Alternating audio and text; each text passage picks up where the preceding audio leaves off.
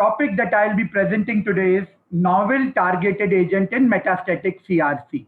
I'll be very concise in what you need to know. Let me start on a lighter note.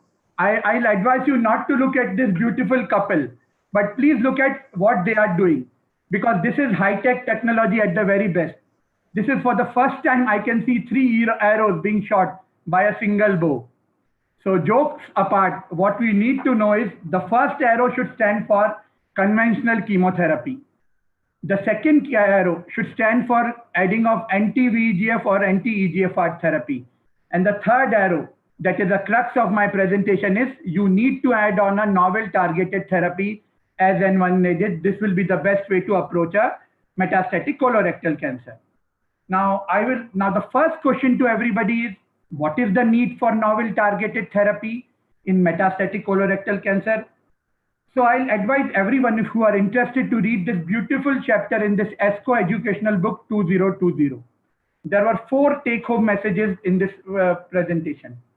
What we all know is if the patient has a metastatic colorectal cancer and if the patient has a mutant RAS or has a BRAF V600E, the survival is limited. Except for a few patients who are wild type in everywhere, the survival doesn't exceed between 2 to 2.5 years. What we also know is there is a subset of patients with a specific genetic alteration which may not respond to chemo as well as they should respond as we expect. And hence you should need this therapy at the earliest. The third most important thing is, why do you need it? Because it can prognosticate whether how much you will survive, and as well as it can predict whether you will respond to the particular treatment or not. And the last line is probably the way this conference is all about. They have given you 2 rights. I will give you 3 rights. 3 rights are always better than a wrong. So a right treatment towards a right tumor target in a right patient. 3 rights will definitely lead to improvement in outcome. Let us discuss NCCN guideline 2020. In NCCN, there are 4 specific genetic alterations that has been covered and the specific novel targeted agent that has covered. My previous speaker had said something. I'll clear some of your concept today. The 4 novel targeted alterations are BRAF V600E, a HER2/neu amplification, not a mutation, a high microsatellite instability, and the most was the overrated, that is anti-RK gene fusion. I will like you to read 2 more markers, KRAS G12C. This has been a wonderful NEGM publication on 24 September. And the one more thing is Paul mutation, which was recently published in this ESMO 2020. Let me start with my first novel targeted therapy, a combination of BRAF inhibitor plus anti-EGFR. As discussed previously, this mutations or this alteration is present in 7 to 10% of metastatic colorectal patients. What we all know is they don't respond as well as to conventional chemotherapy, a median survival close to 12 to 18 months.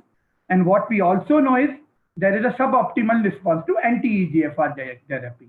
For all the guidelines included, there was a conflict, but FOLFIRINOX plus bevacizumab is something that we give in this patient, also in all KRAS mutant patient also, or NRAS.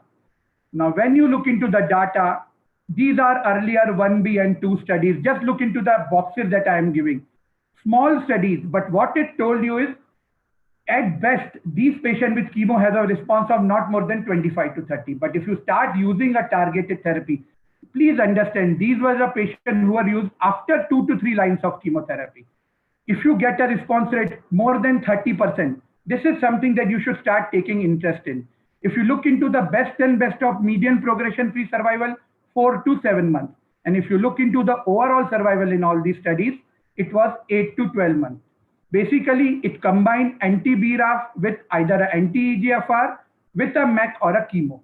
But the main thing came was in the last ESMO, a triplet versus doublet, a triplet of anti-BRAF, encorafenib, binitinib, which is an anti-MEK, and an anti-EGFR. But what was updated now was a doublet is as equal to a triplet. So you don't have to use the anti-MEK now. If you see the response rate from 2%, the response was at least 10 times more better response rate. The most important thing was there was a improvement in overall survival from 5.9 to 9.3 with a reduction in the risk of death by 40%, that is hazard ratio of 0.6. What was also enlightening was if you had used in a second line or a third line, this doublet was far better than a chemo. So what is a change algorithm? With the adding of this, a big study close to 200 patients, we have already seen that in phase 3, the findings of phase 1 and 2 has been substantiated. So at presently, if you have to use a combination, whether available in India or not, and whenever available, as a second line treatment post first line chemotherapy. A trial called as Anchor trial is going on, which will tell us whether we can use it in the first line. Initial results showed 50% response rate, the best in all in a BRAF setting. The second novel targeted agent that I am discussing is something that has been discussed for the last 2-3 years, immune checkpoint inhibitor. This is used in those with a microsatellite high, which is present in approximately 5% of patients in colorectal cancer. What we know again is these patients may not respond so well to chemo also, if you see in a retrospective analysis of CALGB, 6 to 7 months survival. Now, in the earlier studies, which were second line or later, you had 3 drugs which were tried. I will like you to just again highlight what the highlighted. Response rate of 33% is the best you can get. 30 to 40% is the response. And if you get this response in the third and fourth line, I think you can nothing get better than this. A disease control rate of as good as 80% with that, again a very good thing. But the most important thing is a PFS, progression-free survival of close to 1 year in a third and a fourth line setting, which would never be getting in a first line, is something you need to remember and you have to incorporate in your practice. But the most landmark study which came in this year's ESCO was a keynote late breasting upset, first line immuno versus chemo. Again, everybody think of first 6 months. I'll tell you what are these first 6 month patients. What you need to understand is at 12 months, 55% was still on immuno, but at 24 months, only 7% of them had progressed. So this tailing is probably the biggest tail I can always say. If you see the median progression with survival twice as best as the first chemotherapy regime. So my take is start using immunotherapy in the first line. You have 2 data. First line responses of 70% or a disease control rate of 80%. PFS of more than 1 to 1.5 years. PFS, not a survival. And if you look at 2 years, half of the patients or more than half are still taking the drug. And the most important thing is only 1/5 had grade 3 toxicity, which was nearly half of chemo. So the take home for the next target is use immuno in the first line whenever possible. Should I use Pembro or should I use Nivo-IP? This is something never been discussed. But if you see the detailed analysis, if you have a RAS mutant metastatic CRC, please avoid using a single agent Pembro because this subset did not show advantage. And if you look into the subset of Nivo-IP, 57% were the responses in this mutant subset. So my take is combine Nivo-IP in RAS mutant, otherwise single agent Pembro in MSI high.